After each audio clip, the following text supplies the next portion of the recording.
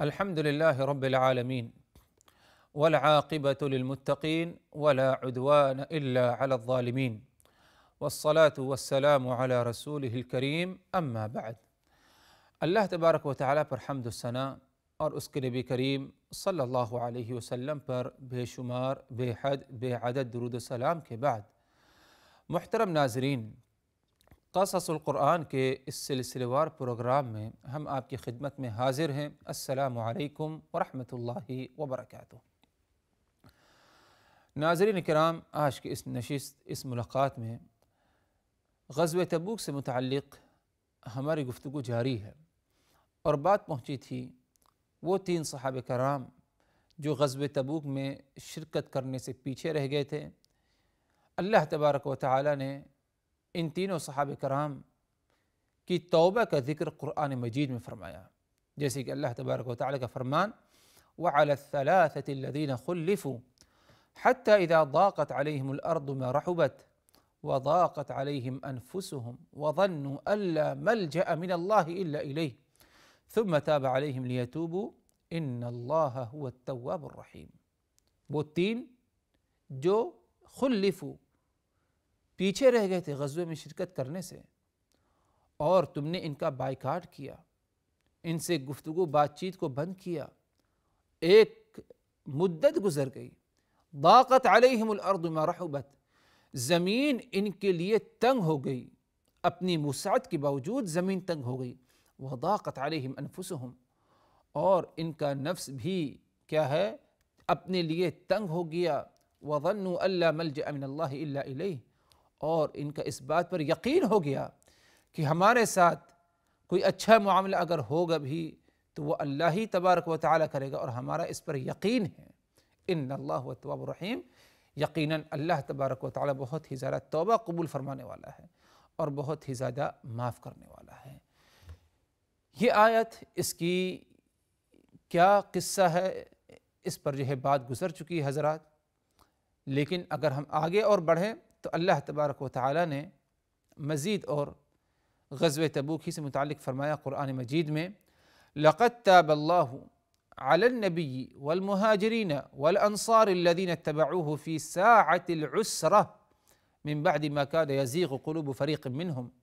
ثُمَّ تَابَ عَلَيْهِمْ إِنَّهُ بِهِمْ رَءُوفٌ رَحِيمٌ۔ اللہ تبارک و تعالیٰ نے مہربانی فرمائی کن پر؟ علی النبی، نبی پر، والمہاجرین، مہاجرین پر، والانصار، انصار پر، الذین اتبعوہ فی ساعۃ العسرہ، وہ مہاجرین اور انصار جنہوں نے نبی کی اتباع، نبی کی پیروی کی، نبی کی باتوں کو مانا، نبی کے ساتھ شرکت کی، فی ساعۃ العسرہ، ساعت عسرہ میں، من بعد ما کان یزیغ قلوب فریق منہم، ان کا دل پھر جانے سے پہلے اور ایمان سے ہٹ جانے سے پہلے اللہ تبارک و تعالی نے ان کے ساتھ کیا ہے، مہربانی کی۔ انہ بہم رؤوف الرحیم، اللہ تبارک و تعالی ان کے ساتھ بہت ہی زیادہ مہربانی کرنے والا تھا۔ کیا مطلب کہ اللہ تبارک و تعالی نے مہربانی کی نبی پر، مہاجرین پر، انصار پر؟ مہربانی یہ حضرات کہ اس غزوے میں، غزوہ تبوک میں، قدم قدم پر، ہر پہلو پر تنگی تھی، مال کی تنگی، سواری کی تنگی، کھانے پینے کے سامان کی قلت، موسم کی گرماہٹ، اور لمبا فاصلہ، کوئی قریب کا فاصلہ بھی نہیں، مدینہ سے تبوک لمبا فاصلہ، اور کھانے پینے کی اتنی قلت، جیسے کہ روایات میں آتا ہے کہ اگر کچھ تقسیم کیا جاتا کھانے پینے کا، مثال کے طور پر کھجور، تو ایک کھجور 2 صحابی کے حصے میں آتی، یہ 2 صحابی آپس میں مل کر اسی ایک کھجور کو کھایا کرتے، ایک چوس لیتا تو تھوڑا سا باقی رہتا تو چوسنے کے لیے دوسرے صحابی کو دیتا۔ یہاں تک کہ معاملہ یہ آیا کہ راستے میں اپنے جانوروں کو، اپنی سواریوں کو ذبح کیا انہوں نے، اور اس کے پیٹ سے جو پانی نکلا اس پانی کو پیا، پانی کی قلت تھی۔ آپ صلی اللہ علیہ وسلم فرماتے ہیں اللہ تبارک و تعالی ان پر مہربانی فرمائی، یہ سب شدت، یہ سب جو ہے مجبوری، یہ سب پریشانیوں کے باوجود انہوں نے غزوہ تبوک میں شرکت کر لی، یہ سب اللہ کی مہربانی تھی، ورنہ نہیں ہو پاتا۔ اللہ کی مہربانی تھی، اللہ کا ساتھ تھا۔ لقد تاب اللہ علی النبی، اللہ نے نبی پر، مہاجرین پر، انصار پر مہربانی کی، اور وہ مہاجرین اور انصار الذین اتبعوہ فی ساعۃ العسرہ، جنہوں نے ساعت عسرہ میں ان کے ساتھ اپنے نبی کے ساتھ شرکت کی۔ عسرہ کہتے ہیں عربی زبان میں تنگی کو، ساعت عسرہ مطلب تنگی کا جو وقت تھا، اور تنگی کے وقت سے مراد غزوہ تبوک۔ غزوہ تبوک کو عسرہ بھی کہا جاتا ہے کیونکہ بہت ہی زیادہ اس میں تنگی اور پریشانیوں کا کیا ہے سامنا کرنا پڑا تھا مسلمانوں کو یا صحابہ کرام کو۔ تو اللہ تبارک و تعالی فرما رہا ہے لقد تاب اللہ علی النبی والمہاجرین والانصار الذین اتبعوہ فی ساعۃ العسرہ من بعد ما کاد یزیغ قلوب فریق منہم۔ اللہ تبارک و تعالی نے مہربانی فرمایا اپنے نبی پر اور ان انصار اور مہاجرین پر جنہوں نے ساعت عسرہ، تنگی کے وقت مطلب غزوہ تبوک کے وقت اپنے نبی کے ساتھ شرکت کی اور اس کی کیا ہے اتباع اور پیروی کی تھی۔ من بعد ما کاد یزیغ قلوب فریق منہم ثم تاب علیہم۔ حالانکہ معاملہ یہ تھا کہ اتنی زیادہ پریشانیاں، اتنی زیادہ تنگیوں کا جو سامنا کرنا پڑا، ان کا دل پھرنے لگا، دوسرے طرف مائل ہونے لگا، غلط جگہ، اور ایمان کمزور ہونے کا خدشہ ہو گیا۔ ثم تاب علیہم، جب یہ خدشہ ہوا کہ ان کا ایمان کمزور ہو سکتا ہے تو اللہ نے مزید اور مہربانی فرمائی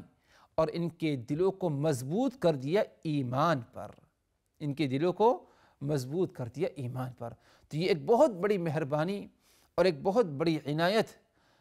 ایمان والوں کو غزوہ تبوک میں اللہ تبارک و تعالی کی طرف سے حاصل ہوئی۔ ساری پریشانیوں کے باوجود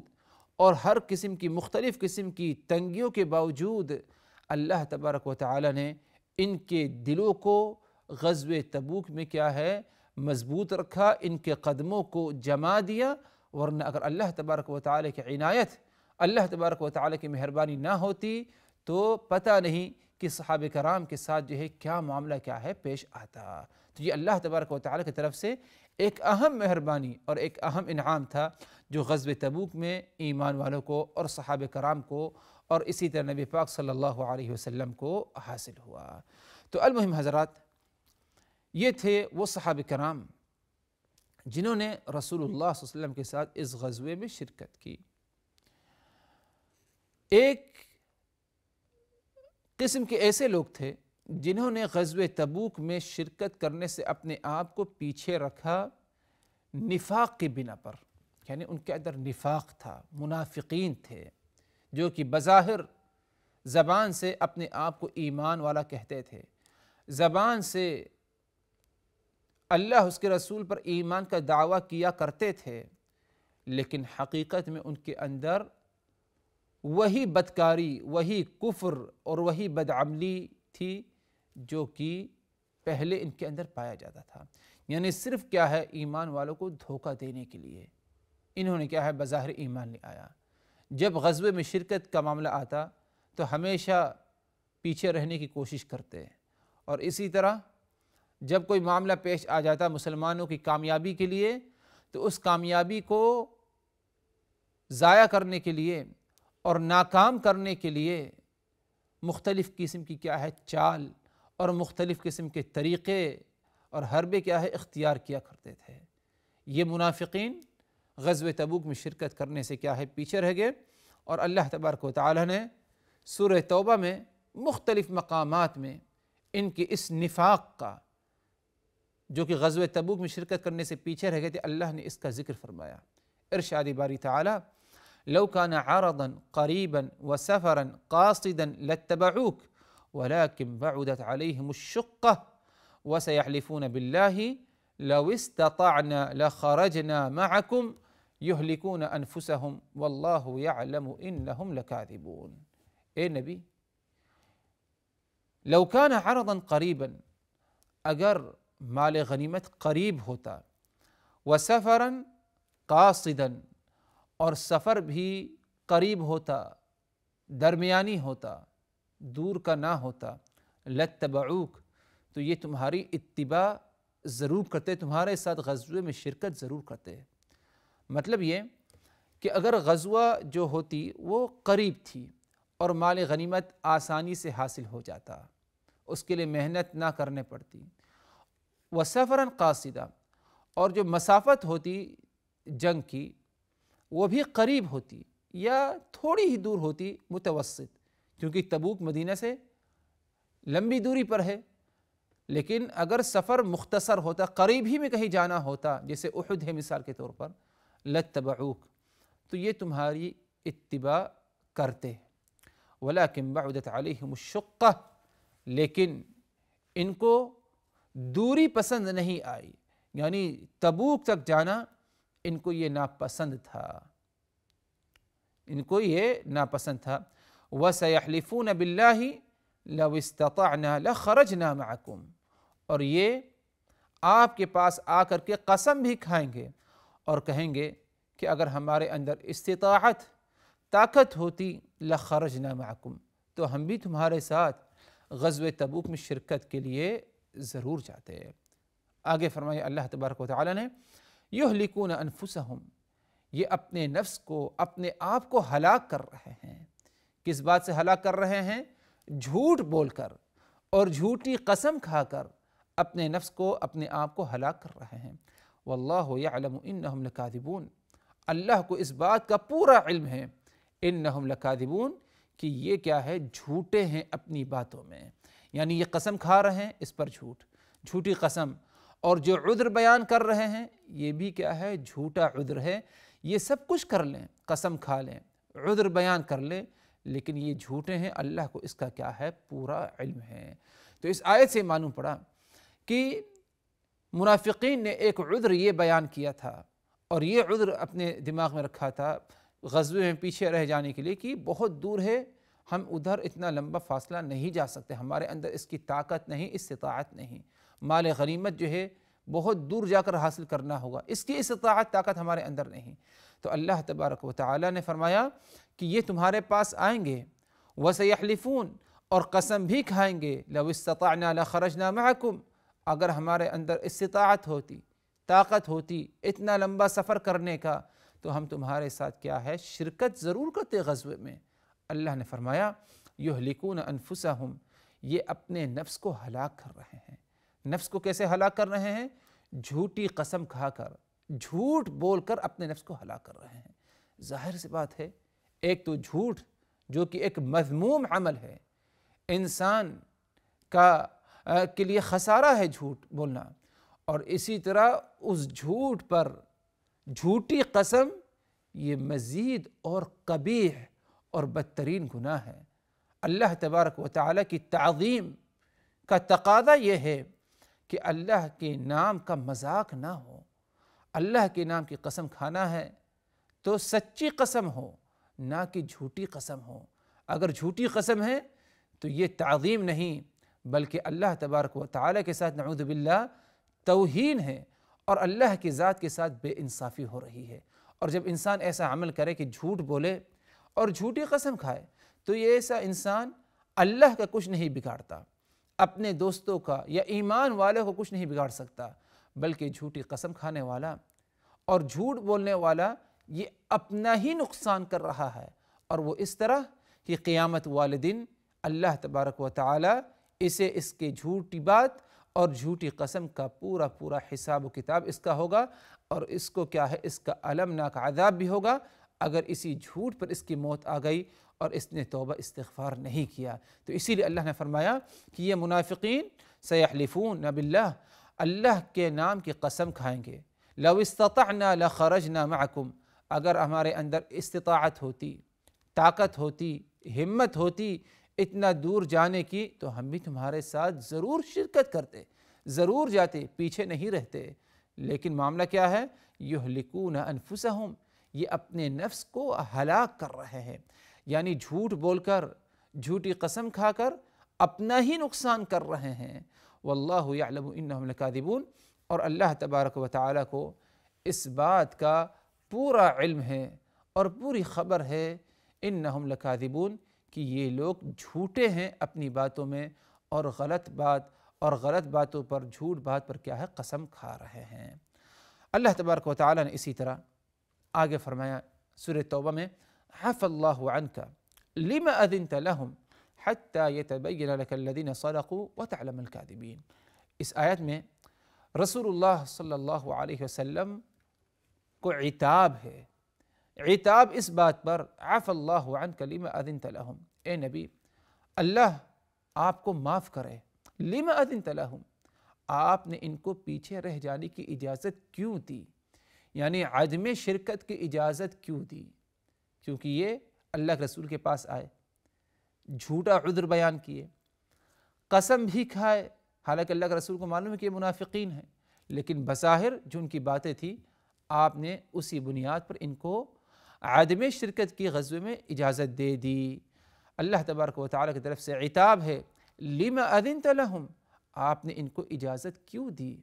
حتی یتبین لک الذین صدقوا وتعلم الکاذبین، آپ ان کو اجازت نہیں دیتے تاکہ یہ بات آپ کو معلوم ہو جاتی کہ ان میں کون سچا ہے اور ان میں کون جھوٹا ہے۔ مطلب یہ کہ جب یہ منافقین آپ کے پاس اجازت لینے کے لیے آئے، جھوٹی بات کہہ کر، جھوٹی قسم کھا کر آپ سے اجازت لینا چاہے، تو آپ کہہ دیتے کہ ہاں تمہارا عذر میں قبول نہیں کرتا۔ تب دیکھتے کہ کون کتنا زیادہ تمہارے ساتھ اخلاص کے ساتھ پیش آتا ہے۔ یہ تمہیں یہ احساس دلا رہے ہیں اور تمہیں یہ بتانا چاہتے ہیں کہ ہم تم سے محبت کرتے ہیں، تم پر ایمان رکھتے ہیں، تمہارے خیر خواہ ہیں، اسی لیے تم سے یہ اجازت لینے کے لیے آئے ہیں۔ جس طرح عام طور پر ایمان والا صحابہ کرام اللہ کے رسول کے پاس جا کے اجازت لے گا، یہ بھی تمہارے پاس اسی لیے اجازت لینے آئے ہیں۔ ورنہ اگر تم ان کو کہہ دو کہ تمہیں اجازت، عدم اجازت کی گنجائش نہیں ہے بلکہ تمہیں شرکت کرنا ہے، تم ان کے عذر کو قبول نہ کرو، تب تم دیکھو کہ ان کی حقیقت کھل کر واضح سامنے آئے گی، اور اس موقع پر کیا ہے، یہ صاف صاف انکار کر دیں گے کہ ہم اس میں کیا ہے، غزوے میں شرکت نہیں کریں گے۔ تو اللہ تبارک و تعالیٰ نے اس آیت میں کیا ہے، عتاب کیا نبی پاک صلی اللہ علیہ وسلم کو۔ پھر بھی مزید اس آیت سے متعلق کیا ہے، وضاحت کیا ہے، انشاءاللہ مزید اور کیا ہے اگلی نشست میں آئے گی۔ آج کی اس ملاقات میں ہم اسی پر اکتفا کرتے ہیں۔ اللہ تعالیٰ سے دعا کرتے ہوئے رخصت ہوتے ہیں کہ الہ العالمین ہم نے جو کچھ کہا سنا، ان باتوں کو اچھی طرح سمجھنے کی، یاد رکھنے کی، عمل کرنے کی، عبرت و نصیحت حاصل کرنے کی ہمیں توفیق دے۔ وآخر دعوانا ان الحمد للہ رب العالمین، والسلام علیکم ورحمۃ اللہ وبرکاتہ۔ لقد كان في قصصهم عبرة لأولي الألباب ما كان حديثا يفترى ولكن تصديق الذي بين يديه وتفصيل كل شيء وهدى ورحمة لقوم